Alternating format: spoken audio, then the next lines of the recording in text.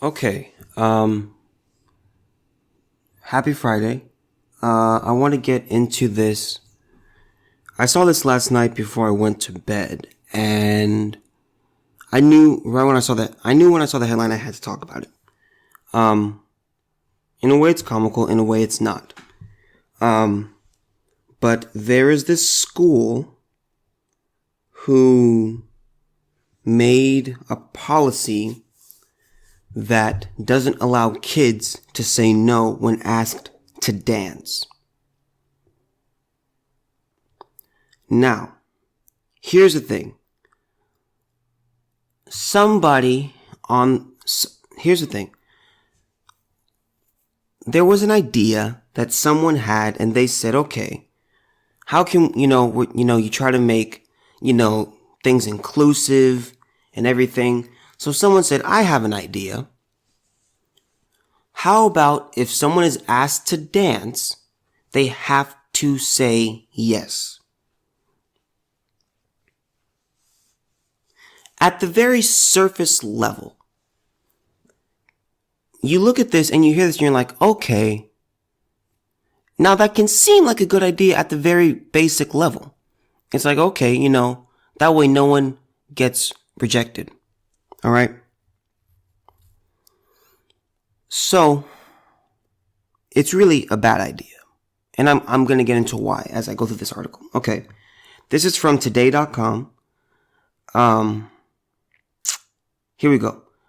Alicia Hobson's 11-year-old daughter, Aslan, was counting down the days until the Valentine's Day dance at her Utah middle school. She was so excited she could barely sleep. Hobson told Today parents, noting that the sixth grader picked out her outfit a week ahead of time. It was supposed to be the best day ever, Hobson, who's 37, said, but it wasn't. That afternoon, when Aslan got home, she had an emotional explosion in the kitchen while recounting how a boy who makes her uncomfortable had asked her to dance.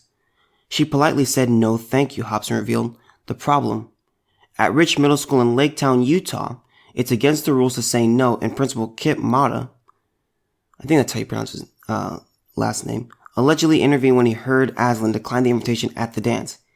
He said something like, no, you kids go out and dance," Hobson revealed. He basically shooed Aslan and the boy off onto the dance floor.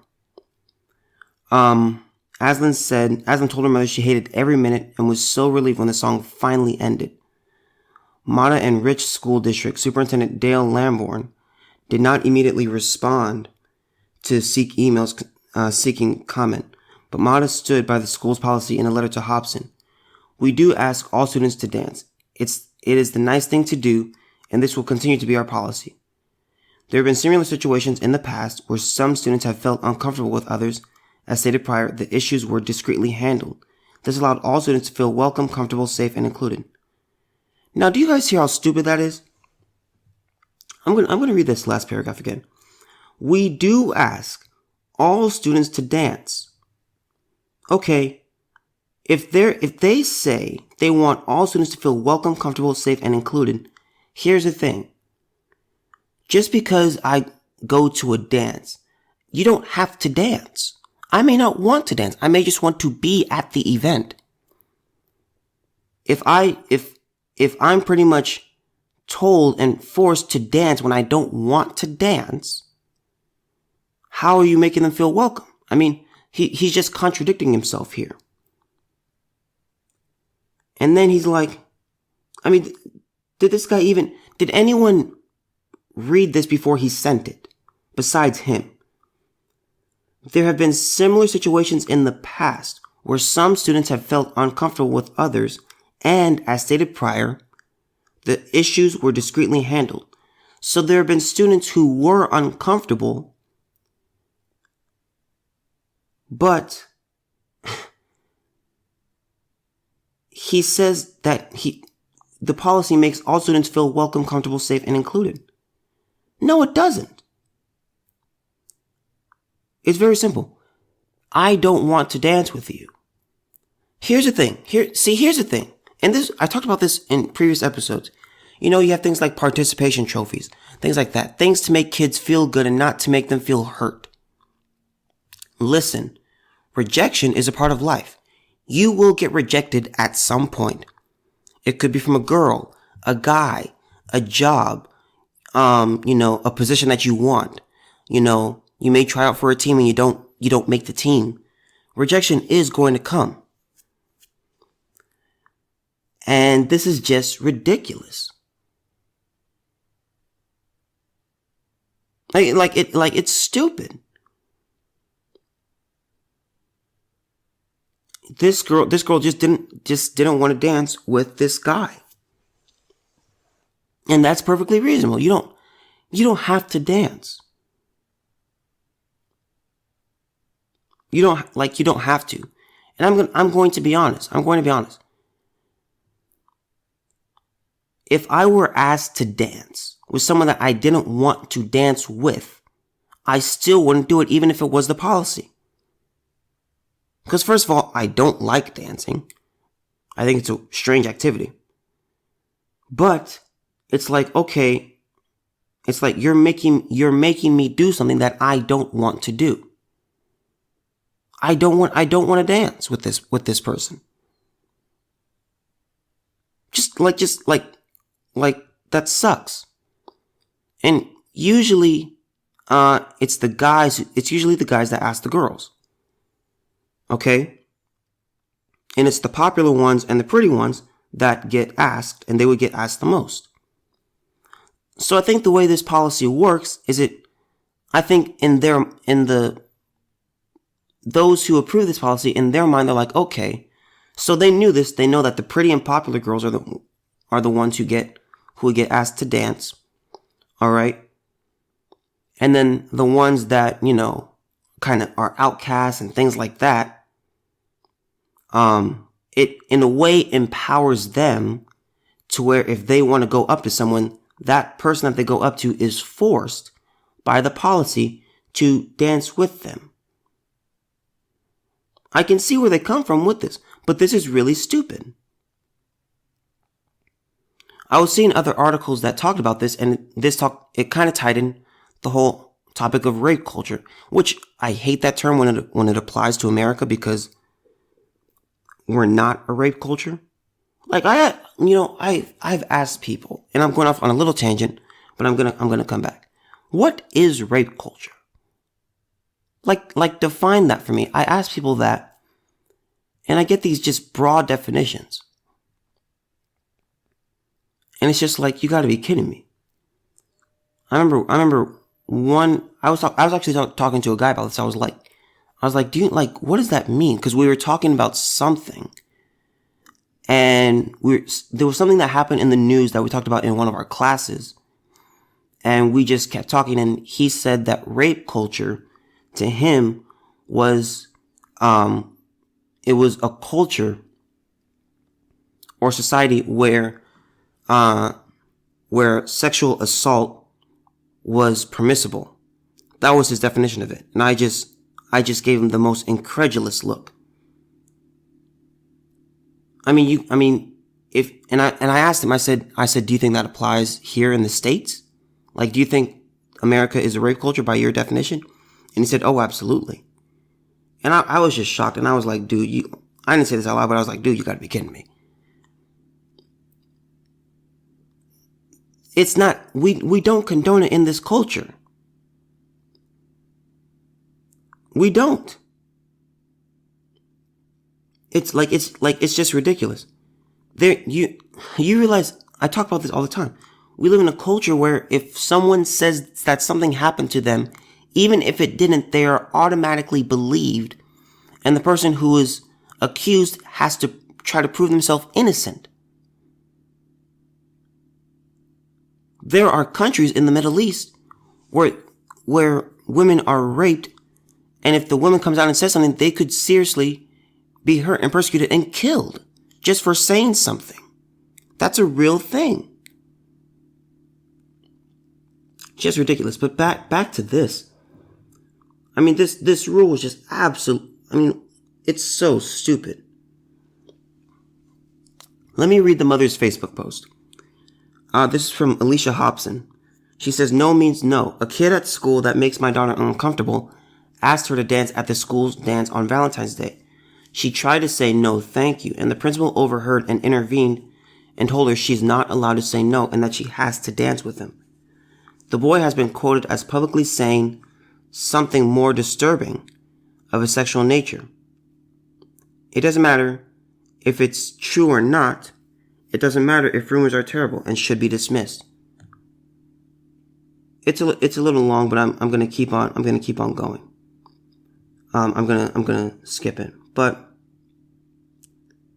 it's just where's that line that I want to talk to you guys about? Okay, there's a New York City-based clinical psychologist named Dr. Rebecca Hirschberg, who agrees with Hobson and believes that the rule is dangerous. Policies like this one not only overlook, but completely fly in the face of what we need to be teaching young children of all gender identities about the importance of consent, Hirschberg told Today Parents. Essentially, it is saying that a child needs to say yes no matter how they feel, as a blanket rule. I don't think it's a stretch to say that such a message is very much in alignment with rape culture and therefore very, very dangerous if perpetuated. Canesville Elementary School in West Haven, Utah changed its policy saying kids must accept dance requests after a parent complained in 2018. You see what I'm saying? There's always someone on the other side. Mom, I asked this girl to dance with me and she said no. Well, that's just not okay. That's you're being bullied and you're not being included. Then the rules changed. Now it backfires. See, here's the thing. Society can't, and this is gonna hurt. Outcasts are outcasts for a reason. Okay? You can't include everybody and make it work evenly for everybody. It doesn't work that way. You can't get it to work. See, here's the thing. Here's the best rule to go by. If you are asked to dance and you don't want to dance, you simply say, no, I don't want to. It's that simple. It may hurt the other kid's feelings, but yes, that teaches rejection. And it's like, okay, it's almost like this. Let's say you made a rule. Like this. Imagine, okay, let me go back to my high school days. Let's say there was this girl that I really, really liked. Okay? And I asked her out and she would say no. I go and talk to my parents about it. And they say, oh my God, that's bullying. That's not nice. You're not being included. You're being rejected. And, let's just say it was a white girl that I asked out. She said no. And it's like, oh, that's racist. Okay. Let's say my parents contact the school. And the school makes a rule that says if you are asked out to go on a date or you're asked to be someone's boyfriend or girlfriend, you have to say yes. Just imagine that rule. That would be absolutely disastrous. Homecoming dances, prom. I'll never forget. There was this one girl who was going to ask this guy to, I believe it was homecoming. Cause I believe it was early in the year, and I'll never forget it. I pretty much had a front row seat to the whole encounter. All us guys, we were just messing with this because this girl was unattractive. She just was. And we all knew, we knew way ahead of time, 3 days before, that she was gonna do this. Pretty much our whole class knew. And I think we were sophomores at the time. And we were just like, what? We were either freshmen or sophomores. I think we were sophomores. But we guys, we knew that she was gonna ask, and we knew because he wanted to do it in a nice way to reject her. But she was gonna do it publicly, and it was just like, you gotta be kidding me. There was no way for him to win. So pretty much the day came, I was literally I was the closest one to this event. I was 5 feet away. she had made a sign, and the way it was, she said, it was kind of like, I didn't remember the exact wording of the sign, but it was like, pretty much, will you go to homecoming with me? Yes or no. And she handed him a marker, and he was supposed to circle yes or no. He took that marker, and he just gave it right back to her. Like, he didn't even bother, and he tried. I think the excuse he used was that he was going to have a funeral that day. That he had a funeral that he had to go to that day, and that he wasn't going to go. And, you could see her face get beet red, and she just pretty much hurried away. Now she was a big girl, okay? So, the rolls are jiggling and just stuff like that. And she goes away, and she's just pretty much half of the class just watched this because we call it the amphitheater. And, pretty much half the class was there. And it was just, maybe not half, maybe like a third. But a lot of us were watching that, and it was just really humiliating. But just imagine if the rule was, okay, if you get asked, then you have to go. That's ridiculous. Like, it's a ridiculous rule. Dances are no longer fun. You just wouldn't go anymore. If the rule, seriously, if the rule is, I would say this.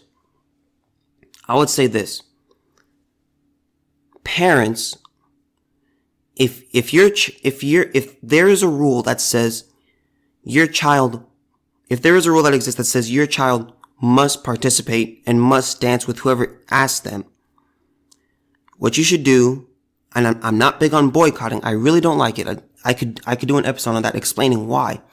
But what you do, just keep your child home. Just force them to change the rule. Because that's a ridiculous rule. It's unfair.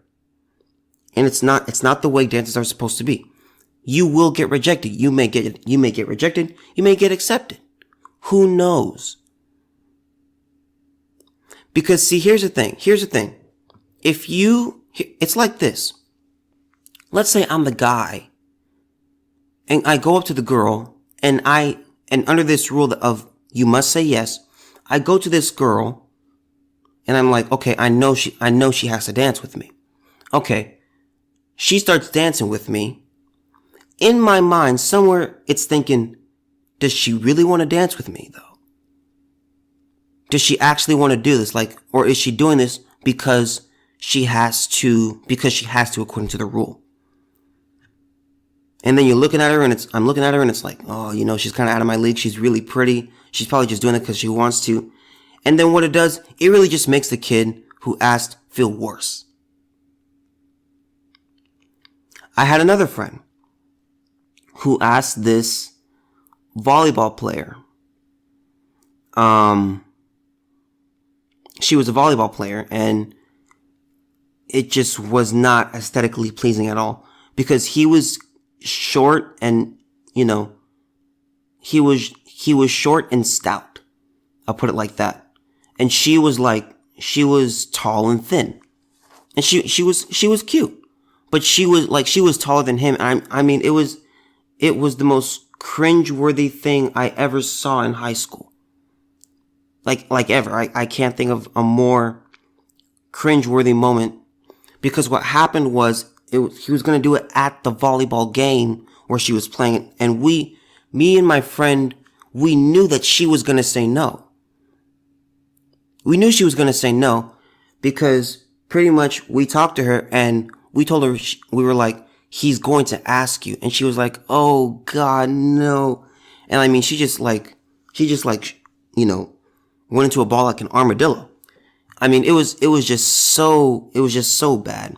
But what happened was they went outside and, after he asked and held up the sign, she walked over and hugged him. And she was way tall. She was tall. She was, I think 6'3". And the guy who asked her was 5'5", Mexican, and she was white. And it was just so cringeworthy. But she pretty much said no He walked away. He was pissed. And he threw away the sign. And, he did it that Friday, and we didn't see him again until, Monday, obviously. But, these things, it's just ridiculous. Making someone have to say yes, you can't do it. You can't be inclusive with this stuff.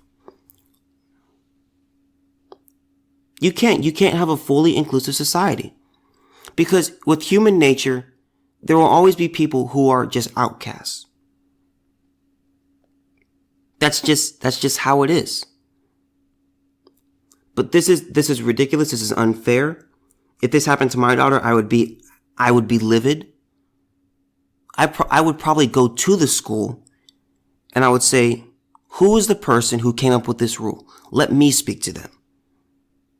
Because that's ridiculous. Because they talk about, we got to empower our girls. Okay. You took away her ability to say no. See, here's the thing. We have this issue with consent and stuff like that, and we're still kind of navigating these rules. And you're saying she has, they have the right to choose what they want to do. If they want to do something, then they can. If they don't want to do something, they don't have to. Don't pressure them. But you made a rule that pressures them. You see what I'm saying? It doesn't work. It doesn't work.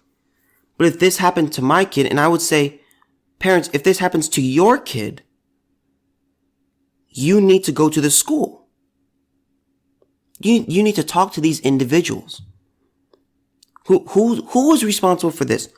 Who is responsible for my daughter having to dance with some guy that she doesn't like and she feels uncomfortable around? You have to say yes. What idiot? It's a good thing that I wasn't in the meeting where that rule was made, because I would just be like, you guys have to be kidding me. You think this is a good idea? And I can understand that they're trying to be like, we don't want anyone to get bullied. We don't want anyone to feel left out. We want everyone to feel, we want an inclusive environment. We want people to feel, part of it, and they don't want to feel left out. You're going to be left out. It's going to happen at some point in your life. If someone doesn't want to dance with you, they don't have to dance with you.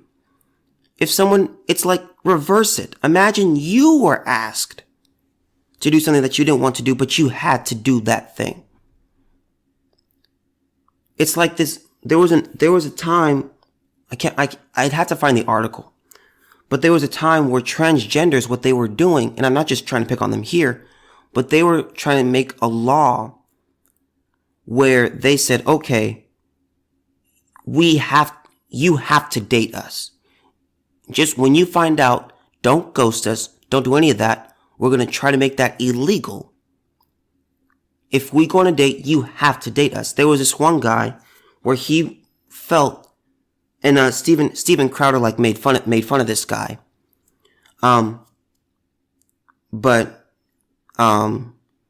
This guy there was a video of this guy on a date with this other guy. And you could see that the guy who wasn't transgender was so uncomfortable. And he was like, dear Lord. But it's just absolutely ridiculous. It's absolutely ridiculous. And he was like, you should have to date me. That's ridiculous. That's absolutely ridiculous. Forcing someone to do something that they don't want to do, it makes things worse. God, some of these rules, man, I just don't think that it's thought through. We have to pick what you want. Do you want to empower young girls and teach them that they have, autonomy over their lives? Is that what you want to teach? Or are you trying, because you can't have it both ways. You can't have it both ways. You can't force the answer of yes. Because that doesn't empower anybody. It actually takes away power. We got to think about these things before we make them rules. I wouldn't like that at all. at all. And I would say if this happens to your child, you need to do something about it. You need to go to the school, you need to go to the district and discuss this and say, no, this is wrong. And you can very easily explain why. Like you don't need like a law degree. Like you can just use basic logic. Like it's ridiculous. Anyway, let's get into this stolen hearse vehicle. Story. You know, my mom we were watching Family Feud.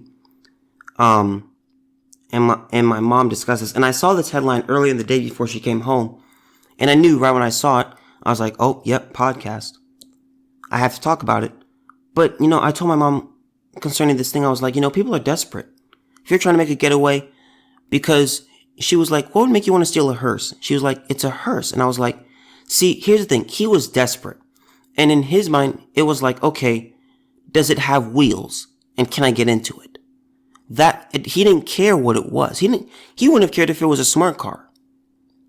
Does it have wheels? Hopefully it has gas. And hopefully I can get in it and, you know, I'll do my best. Okay, but that's good water. Here we go. This is from NBC News. Body casket recovered after stolen hearse crashes to end Los Angeles chase. A man driving a hearse that was stolen with a body in a casket from an Los Angeles area church led police on a chase Thursday that ended in a crash on a freeway. Can we just have a moment of silence? Can you imagine the family of the body that was stolen? I would be so upset. My loved one, we're trying to bury my loved one. The hearse that they're in gets stolen. And it's led on a chase. It goes on a chase and you crash it? Now, the one person who doesn't care is the person in the casket because, well, they're dead and they have no clue what's going on. The Los Angeles County Sheriff's Department, which a day before had urged whoever stole the black Lincoln Navigator to at least return the casket and the body, said the body was in the vehicle after the chase Thursday morning. Huge thank you to the Good Samaritan that called law enforcement when they saw the stolen vehicle. We also want to send condolences to the family members of the deceased person who had to deal with this tragedy. See, it's just sad. I don't want to laugh at this, but it's just sad. It's just sad. Your loved one dies and then they have to go through this. You're just trying to put them in the ground. Oh, but no, their final moments before being put 6 feet under is on a police chase. Where they're in a box. I'm oh my God. You gotta be kidding me. The crash happened just before 9 a.m. on Interstate 110 in Los Angeles as the driver tried to flee. Aerial videos showed the Navigator with heavy front-end damage on the freeway, which is a major artery in the LA area. Several other vehicles were damaged in the pursuit, according to the station. A suspect was taken into custody without incident, and there were no serious injuries in the crash. James Juarez, 25 of Montclair in San Bernardino County, I know exactly where Montclair is, it's near my church, was booked on a felony charge of grand theft auto and was being held in lieu of $35,000 bail Thursday night, according to online jail records. The Navigator was impounded and the remains were to be transferred to the mortuary company. Oh God, that's just sick. It's just sick. Like you gotta be kidding me, man. You have to actually be kidding me. He didn't care though. He didn't care. As long as he could get away, and do his thing, it didn't matter. It didn't matter. I have nothing to say. I have nothing else to say about this. I was gonna try to talk about it more, but it's just messed up. This is just totally messed up. He totally complicated the process. The family is just, they're mourning, they're grieving. And then they have to deal with this nut. If I were the family and this were my loved one, I'm doing like a civil suit. Like how could you do this? Like, you ruined our experience and his or hers last moment before going underground. I mean, you gotta be kidding me.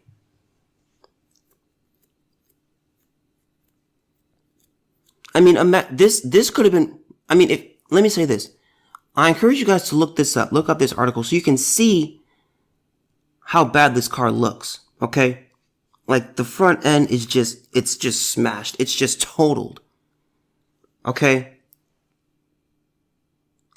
If this were worse, that body would be totally messed up.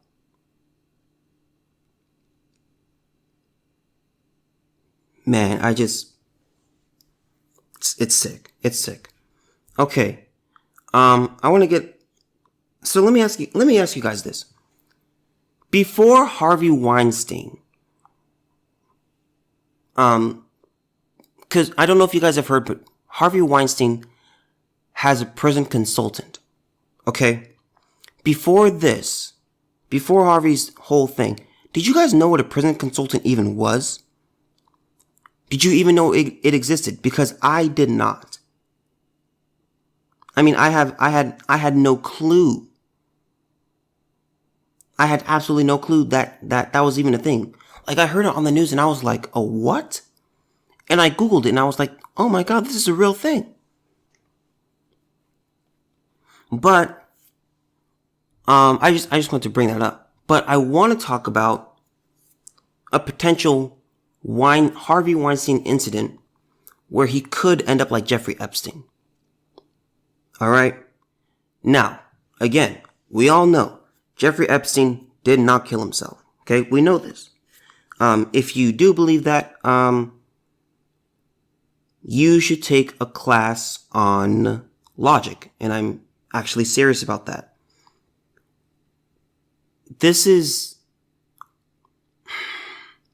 Let me say this. Okay, so he's facing up to 25. Here's the thing. Harvey Weinstein is going to die in prison. His health is bad. Prison is not a comfortable place at all. It's not the Ritz-Carlton. It's ridiculous. It's ridiculous. And he's gonna die in prison. Let's say he lives another 25 years. Let's say he makes it. He has other trials that he has to worry about. That are about to, that they're about to go down. And he's gonna be found guilty. And he's gonna get even more years in prison. So that's why I'm saying he's gonna die in prison. Like, he's already old. He's just not gonna make it, okay? Now, here's the thing. Is it possible that he could end up like Jeffrey Epstein? It is possible, okay?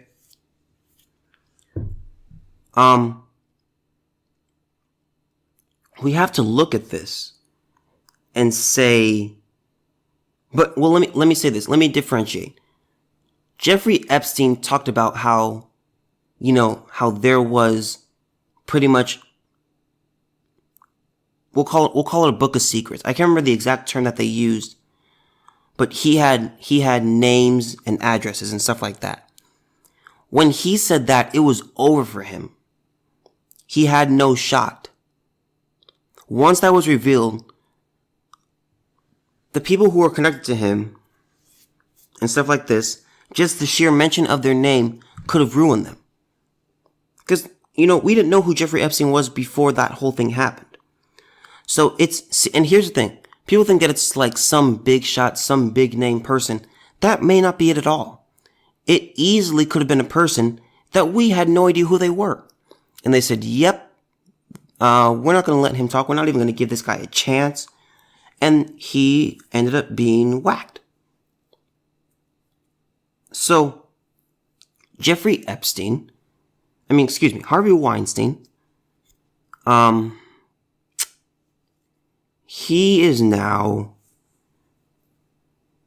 going to be in prison. And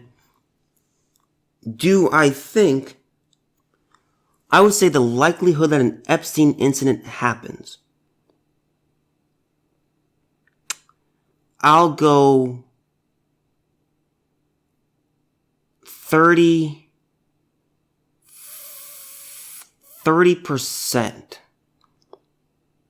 30% chance that he gets whacked in prison.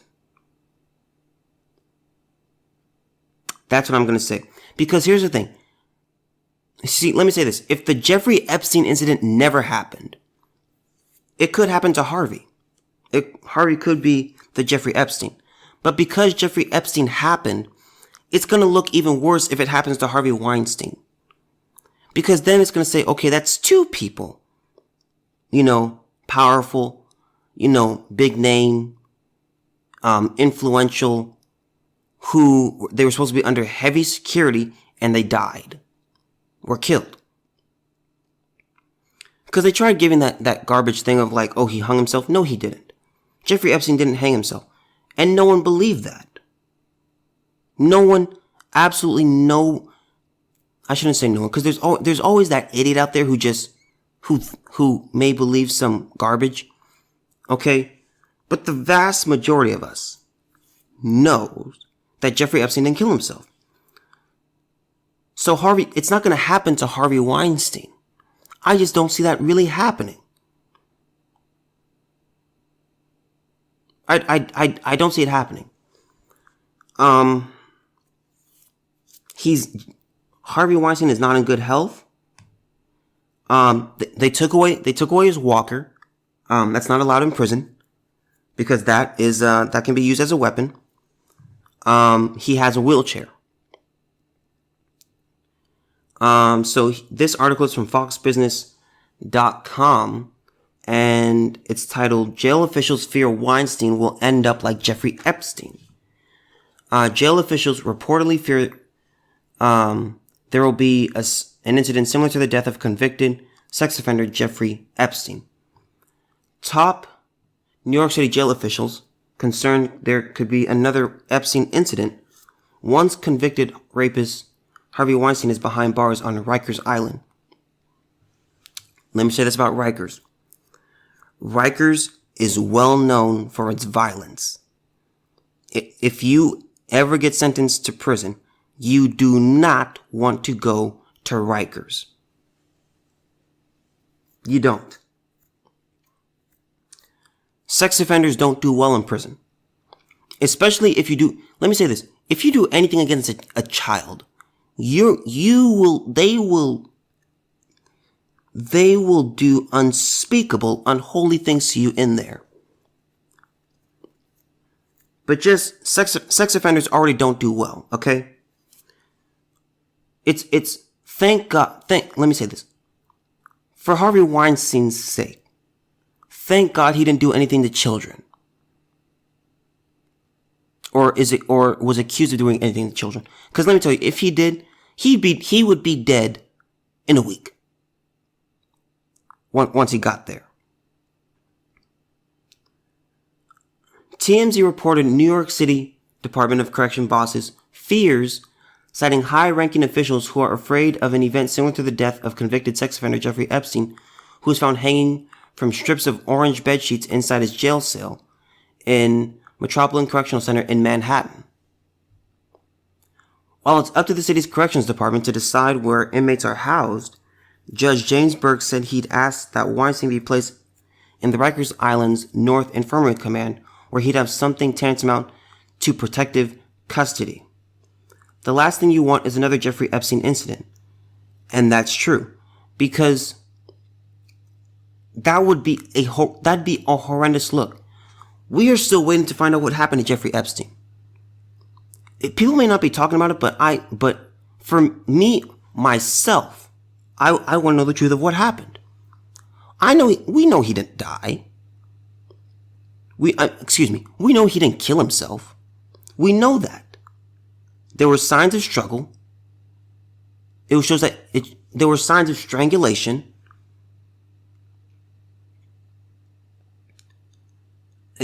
I mean, we're still waiting for that. I'm telling you, if we wake up one day and we find that Harvey Weinstein has died in prison, dear Lord. Dear Lord. Like, can you imagine the outrage? Because then they would say, okay, we have to do something with these sex offenders that are high named. We have to do something. We can't put them in prison because we can't trust the system. The system is already under question. Now, if you were to have two big names, what would happen? Epstein was pronounced dead shortly after he was discovered on the morning of August 10th, 2019. I'll never forget that day. The New York City Medical Examiner's Office later announced he had committed suicide by hanging, but his death is now the subject of a Department of Justice investigation. Forensic pathologist Dr. Michael Baden, who was hired by Epstein's family to investigate the circumstances of his death, has repeatedly said Epstein's injuries were more consistent with murder than suicide. Meanwhile, Weinstein, who was hospitalized shortly after he was convicted of third-degree rape and criminal sex act, remained at Bellevue Hospital Center in New York City, where doctors were addressing concerns about high blood pressure and heart palpitations. Let me tell you something. I have heart palpitations. Not heart palpitations, but sometimes my heart rate gets a little high. That's been happening ever since I got out of the hospital. That is getting better. It is normalizing, so no need for you guys to be concerned. But I'll tell you this, my heart would probably jump out my chest once I told I was going to Rikers. Have you guys seen that video of that guy it's a black guy, and right when he gets sentenced, he like faints? There's many videos of that, but it's pretty hilarious. But that would be me. I'd be crying. I'd faint right when I, heard, guilty. It would just be awful. As a result of corrections officials' concerns about Weinstein's anticipated stay within their system, bosses have come up with a plan to keep him isolated and, most importantly, alive. Harvey is going to be isolated as much as possible and will always have a detail with him throughout the prison. He's never going to be like other prisoners, able to walk down the hallway or sit in the canteen alone. That's interesting. Weinstein will have his own jail cell and will likely be assigned a jail captain to escort him everywhere he goes, along with several other department employees, such as officers from the DOC's Emergency Response Unit, Joe Russo, president of the Assistant Deputy Wardens Association. The team of DOC officers has already taken position guarding Weinstein at the hospital. So they're taking a bunch of precautions, like a ton. Like this guy is getting like the Secret Service treatment in the hospital and prison. Okay. Let's say nothing, and I'm going to say this. If nothing, say no one whacks Jeffrey Epstein. I keep saying Jeffrey Epstein. Harvey Weinstein. It's because their last names sound alike. Harvey's not in good health. If you see him walking like his back. And here's the thing. I don't believe he did the whole sympathy thing. Some people said that that's the reason for this. I don't believe that. Because first of all, I think there's very few, I don't even think that would work. Very few people would feel bad for Harvey, because Harvey, aside from all this stuff, has lived, he has a lot of wealth, a lot of access, he's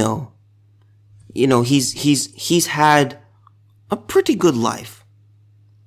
There may be some who do feel bad for him, and I'm going to say this. It wouldn't surprise me if he died within a year. He doesn't look good. even like, I'm going to say this, even before this, Harvey didn't look healthy. Before all this happened, I remember I would see Harvey and I'm like, man, he's like, he's overweight. He just never looked good to me. Now he, like, every time now that I see him, it's like he looks worse. So, we'll see what happens with this. But I don't think not Jeffrey Epstein. I don't think Harvey Weinstein has too much longer. That's just what I believe. But I'm gonna say this, man. If Weinstein ends up dead, and there's looks of foul play, oh my God, heads are gonna roll. I think it's unlikely, but I'm saying if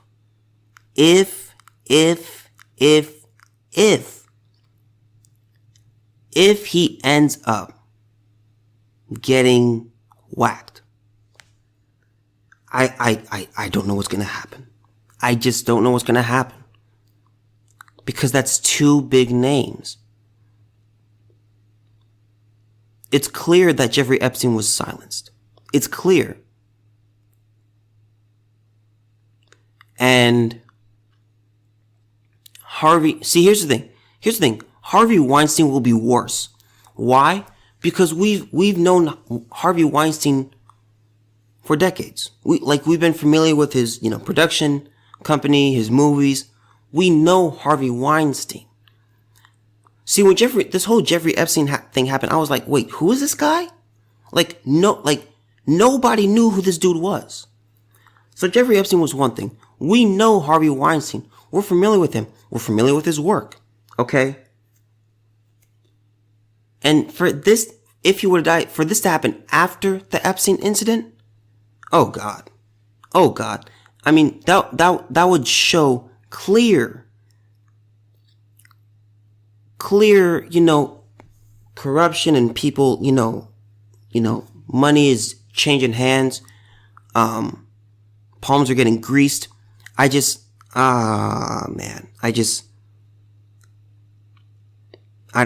know. But I think I said 35%.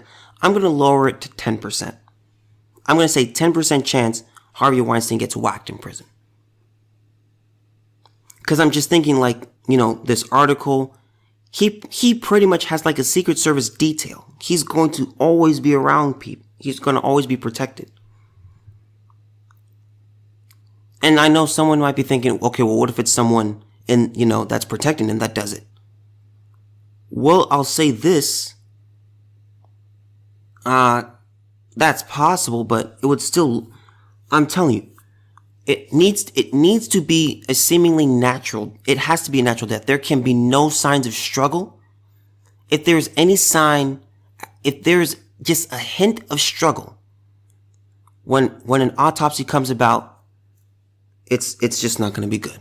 It will not be good. And that's really all I have. I hope you guys enjoy your weekend. I definitely will. And, by the way, some of you, I wanted to tell you that, some of you, let me say this. Some of you have been asking where I go to church, and it's, called Shield of Faith, in Pomona. The address is 1750 West Holt Avenue. It's a great church. We're apostolic. All races are welcome. Okay. So I'm just going to say that, but I do want to say that, we soon, I'll keep you guys updated on this, that we will be launching, the church will be launching a podcast, and it's going to be great. It's going to be awesome. And I won't give you all the details now. I will wait till it gets, or more up and running, and then, I'll tell you guys. But anyway, that's where I go to church, 1750, West Holt Avenue. Great church. It's, we always say that it's church you can feel, which it is, because that's how it should be. You should feel something when you go through the door. You should feel something in service. It's great. It's a warm, great welcoming family. We have a lot